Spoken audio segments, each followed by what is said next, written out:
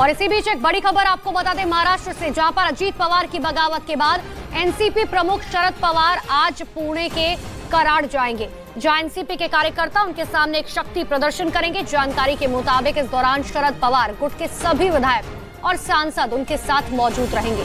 वहीं इससे पहले अजीत पवार के एनडीए में शामिल होने के बाद शरद पवार ने कहा था कि विधायकों की टूट पार्टी में चोरी नहीं बल्कि डकैती है।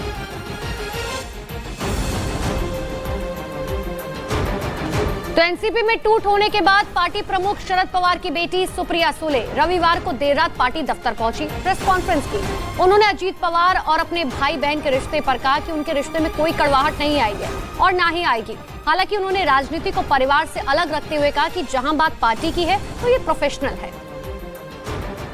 जिसके बाद पत्रकारों ने उनसे शिंदे सरकार में अजीत पवार के भविष्य के बारे में पूछा तो उन्होंने साफ साफ कहा कि बच्चा अभी पैदा हुआ है जिसकी उम्र महज 24 घंटे है, ऐसे में भी कुछ कहना जल्दबाजी होगी। अभी देखते, आज ही तो हुआ है भैया, बच्चा अभी तो पैदा हुआ है, थोड़ा सांस तो लेने दो, देखते आगे आगे क्या होता है।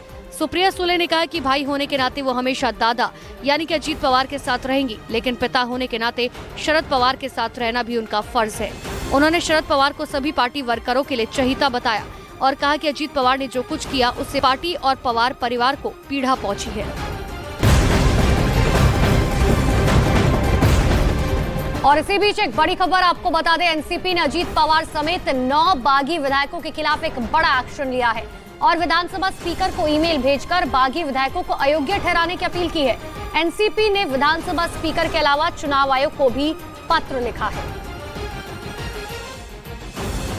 तो सुप्रिया सुले के साथ प्रेस कॉन्फ्रेंस में जितेंद्र आव्हाड भी मौजूद थे, जिन्हें पार्टी में टूट के फौरन बाद एक बड़ी जिम्मेदारी दे दी गई। उन्हें विधानसभा में नेता विपक्ष चुन लिया गया और इसकी जानकारी विधानसभा स्पीकर को भी दे दी गई। बतौर नेता विपक्ष बागी विधायकों पर कार्रवाई के सवाल पर उन्होंने कहा कि अभी अधिकार उनके पास नहीं है, इसीलिए वो शरद पवार के आदेश का इंतजार करेंगे।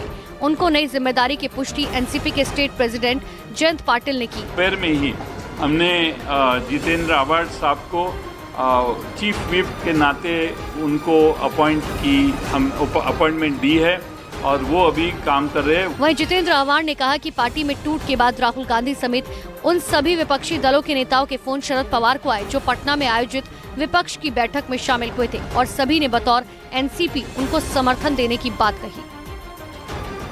तो अजीत पवार के बगावत करने के बाद भी एनसीपी नेताओं के निशाने पर अजीत पवार या उनसे साथ जाने वाला कोई भी विधायक नहीं है। माना दरअसल ये जा रहा है कि शरद पवार की रणनीति है कि अभी बागी विधायकों को टारगेट नहीं करना है ताकि उनकी वापसी की संभावना बनी रहे और इसीलिए एनसीपी के निशाने पर बीजेपी और शिवसेना के शिंदे गुट है, जिसके तहत सबसे पहले विधानसभा अध्यक्ष को बागी विधायकों को अयोग्य ठहराने के लिए ईमेल के जरिए एक डिस्क्वालीफाई पिटीशन फाइल की गई। जितेंद्र के मुताबिक विधानसभा अध्यक्ष से 4 बार फोन से संपर्क करने की कोशिश की गई, लेकिन उन्होंने फोन नहीं उठाया। अभी मुझे चिंता है कि एकनाथ शिंदे साहब की समस्या बढ़ जाएगी और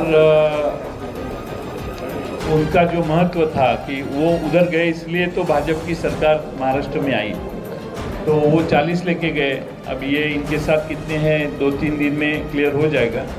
तो एकनाथ शिंदे को पर्याय ढूंढने का प्रयास भाजपा ने किया है। जयंत पाटिल ने आशंका जताई कि 40 विधायकों के साथ अजीत पवार को अपने साथ मिलाने के बाद अब बीजेपी विपक्ष को दबाने की पुरजोर कोशिश करेगी, लेकिन एनसीपी ऐसा नहीं होने देगी। इसीलिए विधानसभा अध्यक्ष के साथ साथ इलेक्शन कमीशन को ये जानकारी दी गई कि पार्टी की मंजूरी के बिना एनसीपी विधायक सरकार में शामिल हुए हैं। इसीलिए असली एनसीपी अजीत पवार गुट नहीं बल्कि शरद पवार गुट है।